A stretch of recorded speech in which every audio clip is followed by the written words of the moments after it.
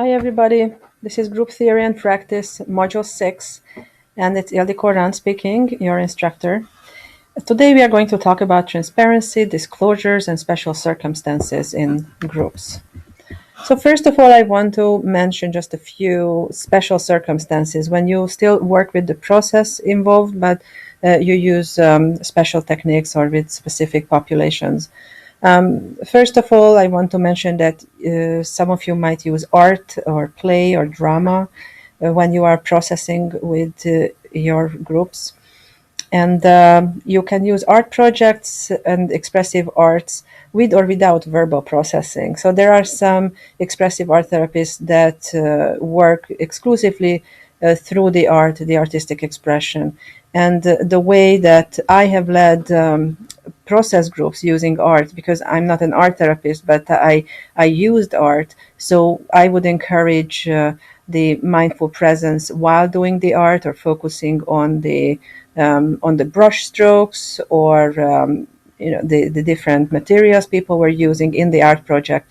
But once the art project was done, it was completed, I encouraged verbal processing. So there I used the experience and the process of art making into discussing and talking about it. So in that case, I used the verbal processing with the art. Some of you might be leading groups using play, maybe with children, or drama, uh, um, also with adults, with teenagers. Those really need your specific training in those areas, but they overlap with process groups. So I just wanted to mention that if you specialize in art or drama, you can still combine it with process.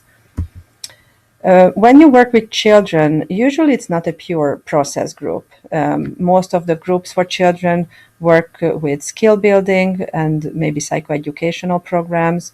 There are some bullying programs. There are specific support groups, like siblings of certain population, or kids with ADHD. So very specific, targeted population.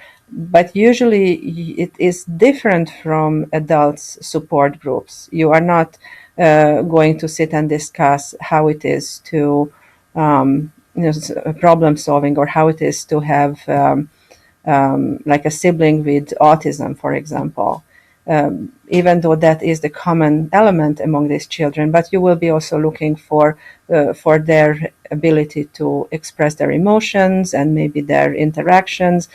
Universality will be also a huge force there, just like in adult support groups. But you will see that you are tweaking it differently for children. And you yourself, you will be present differently with children than with adults. There are different groups for children where you do some role playing, so some more active engagement than in adult process groups. Or some people lead groups specifically with using yoga or mindfulness. Well, mindfulness is more broadly, more widespread, but there are also yoga instructors who are also therapists, so they might use the movement or the yoga, or asanas, or breath work, and then working with the process. And it's also done for children, part of elementary school or middle or high school curriculum in some of the more fortunate schools.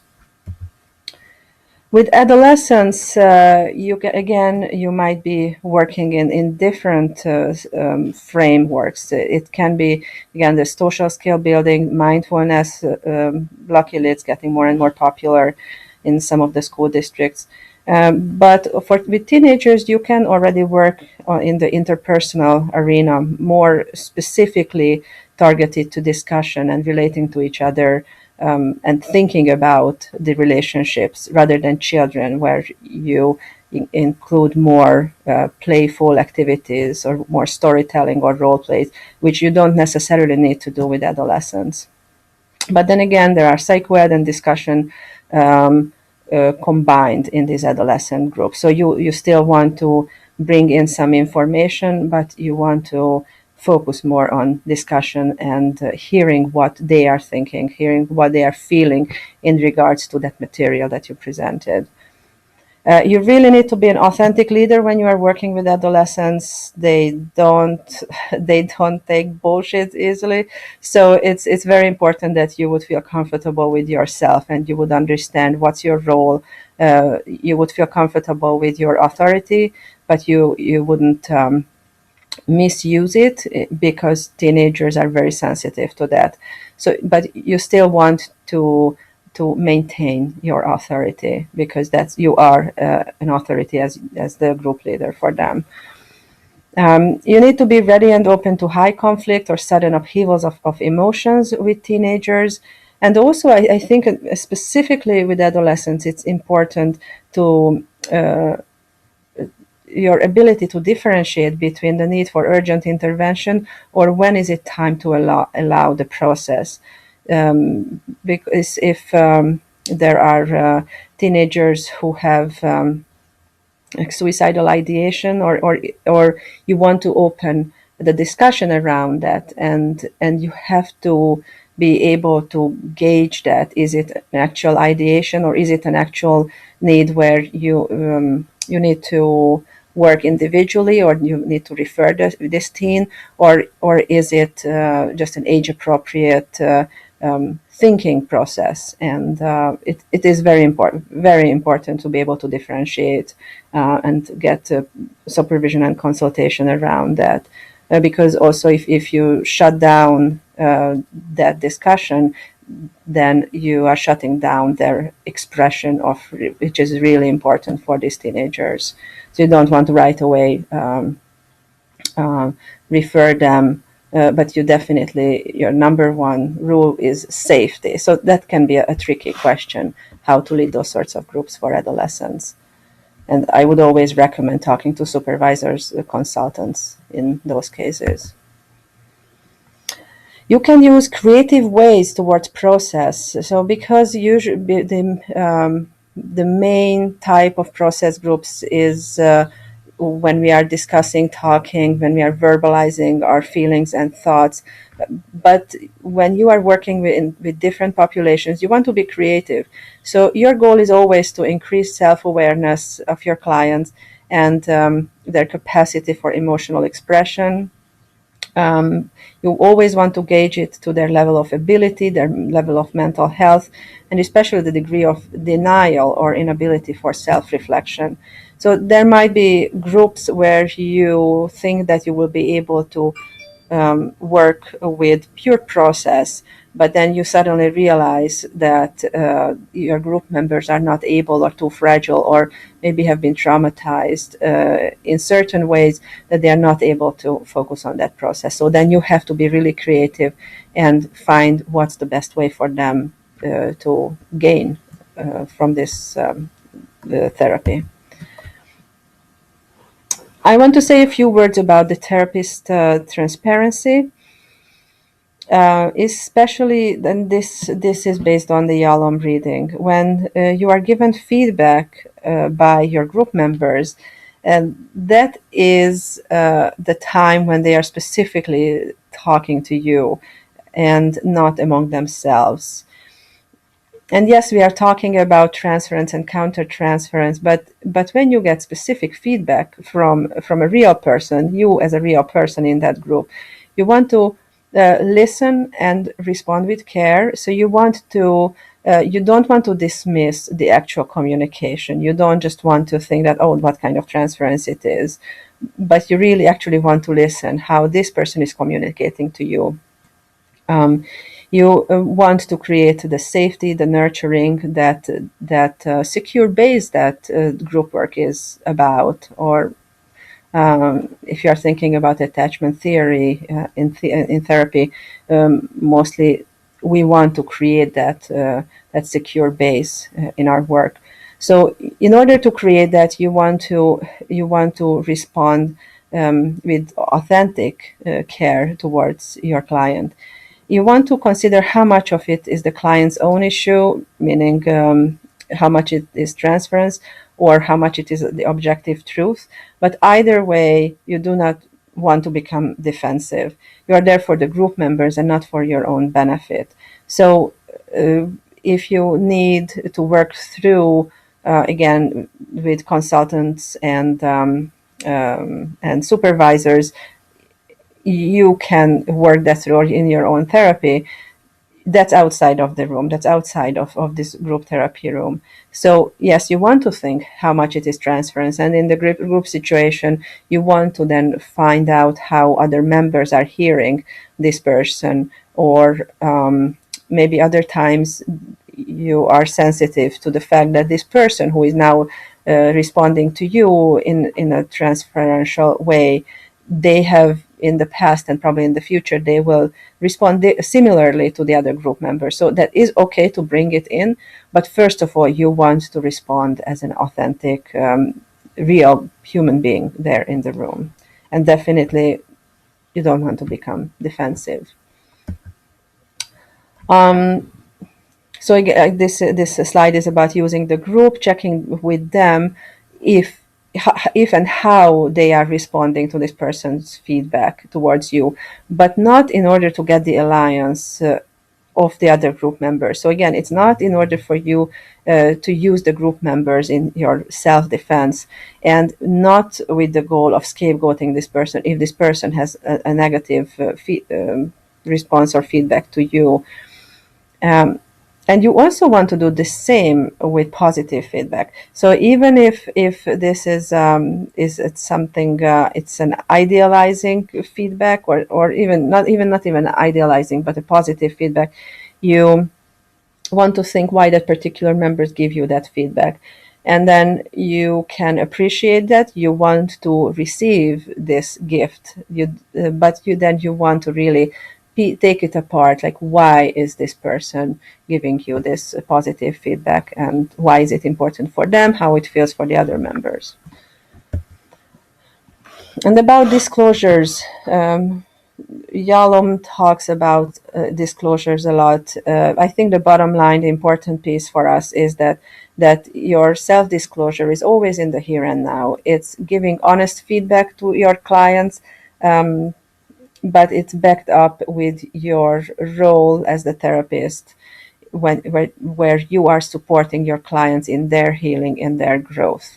So it's not about giving them information about you from your outside life, but it is very important to be honest and authentic and in the here and now.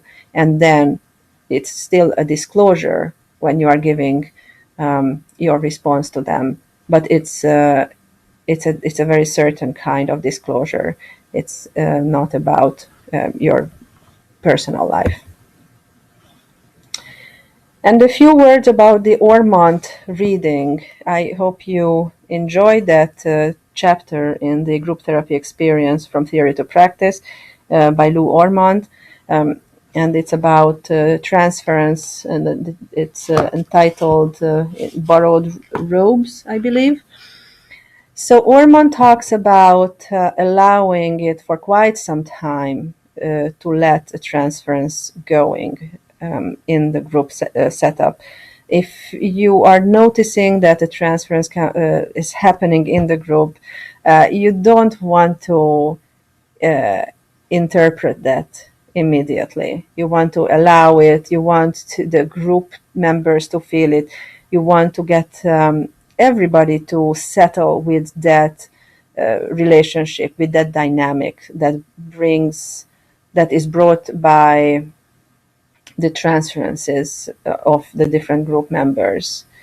If you cut in way too soon, it will be more like an academic exercise where you are going to teach people about their own psyche or psychological processes.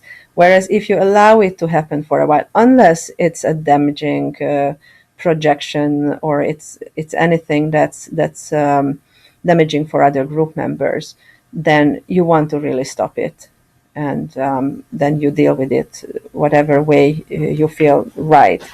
But if it's not damaging, then you allow it for a while, and then you use the group dynamics. You use the interactions between group members to start shining light onto these transferences. And all resistance is an expression of transference. When the resistance is resolved, then the transference actually shows. And this statement comes from the belief that our resistances are based on our defenses, defending our survival, keeping us safe in the world, which usually started in in a threatening situation, or when at least when ourself somehow felt threatened. So we built up these resistances, and in the group situation, when we are playing out our resistances, the idea as the group therapy progresses, that we are really scrutinizing these resistances. And when we get to a point that group members stop using their resistances, then that's when actually the transference shows. That's when we are stripped of our security mechanism, this resistance or the defenses, and that's when it shows how it was originally, what we were defending against. So that can be a tricky point in group therapy, because you want to be very careful. Maybe you used your techniques to shine light on the resistance, but once the person becomes vulnerable, you want to pause. You want to again recreate that safety, to keep maintaining the safety, that the person would feel secure enough to actually talk through that transference, that or maybe the original feelings that they defended against. Ormond gives us examples. I hope you read the chapter, because he gives lots of examples from his groups, and I think it's very easy and very useful reading all Ormond's writings. So he categorizes, or he gives us some ways we can recognize transference. He says it's always pervasive, it's always insistent, it's always excessive and displaced. These are the behaviors that even if initially we are not certain what's happening in the room, like what is this person playing out, if it's a pervasive way of seeing reality by the person, then you will know, then you will have a hunch that it's a transference played out, and really insistent. So not a pervasive meaning that they see different people in the same light, or they see different times the same person's actions in the same light, and it is insistent that it doesn't only happen once, it keeps coming back. And we know that also from our individual work, that things that we need to work on, they keep coming back. So it's really insistent. So if you have noticed that pervasiveness, then that insistence of this pattern, also it's excessive. So sometimes you get that feeling that it's just really, it's much more accelerated in this person's mind than what to you or other group members it seems. So if you have these qualities, then you're pretty sure that you are dealing with a transference. And it's also displaced, which is kind of a commonplace, or we can say, yeah, that's exactly what transference is, that it's displaced, because we understand that a person has a transference towards somebody else, it originates from another situation. But sometimes it's more tricky. It's not that clear cut, because there is usually something in this person towards whom our member feels the transference. There is something in this person that calls for that transference. So sometimes more, sometimes less, but this person actually has those qualities that original person had. So you want to grow your own sensitivity towards that, to see even though, yes, that's true that this person has these qualities, but it's still a transference. So even if it's not a clear cut black and white transference, which usually it's not. And then when people are using generalizations, that you can just listen in their language. That also is a clue that it is a transference. And then in group work, what is more specific, because all these statements that so far I've said, you could also say about individual work. Yeah, so general psychological processes. But what happens in group, that there are collective transferences. That means that either the whole group, so the group as a whole, is feeling a certain transference towards the therapist or towards one member. And then also there are subgroups that I already mentioned previously. And in those subgroups, this subgroup might have a certain transference towards another subgroup or another person in the group or towards the leader. And your role can be in these situations that you would name it, that it's a transference that's happening, and you can work through it with the subgroup or the whole group if it's a whole group transference. And what happens is that usually it becomes a resistance, a group level resistance, because every single person in the group or in the subgroup feels that transference.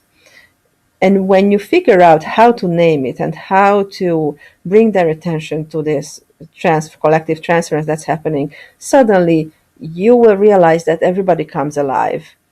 And that's when you engage again in the work. Usually, when there is this collective transference or collective resistance, something feels like unpleasant, or something like the dynamic somehow stopped working, or somebody or the whole group is blaming the therapist, or it's somehow the work stopped. And if you manage to get through to that and name it, that you think that it's some kind of transference, then suddenly everybody will start again working on their issues. And they can feel the universality among themselves, how similarly they felt, but they will also find their individuality, in what way they can connect it to their own transference. And it is quite an exciting intervention when you manage to do this, because with one intervention you influence all the people involved. So that's it. Today this lecture was pretty short, I think. Group therapy requires the leader to be open to the unpredictable, to be flexible and transparent, yet in a very professional manner. So it is quite a balancing act. These are attributes that will role model the work that we require our group members to do when we work with their transferences, with their here and now reactions. So if we show enough transparency and we show enough flexibility, then it will be easier for our group members to do the same when we require that they really look at themselves when they are in the midst of their resistance and transference, and we point those out. And if they have seen how we are working in this open, honest, but professional relationship, then it will be easier for them to do so too. Well, thank you for your attention, and happy reading for the next module.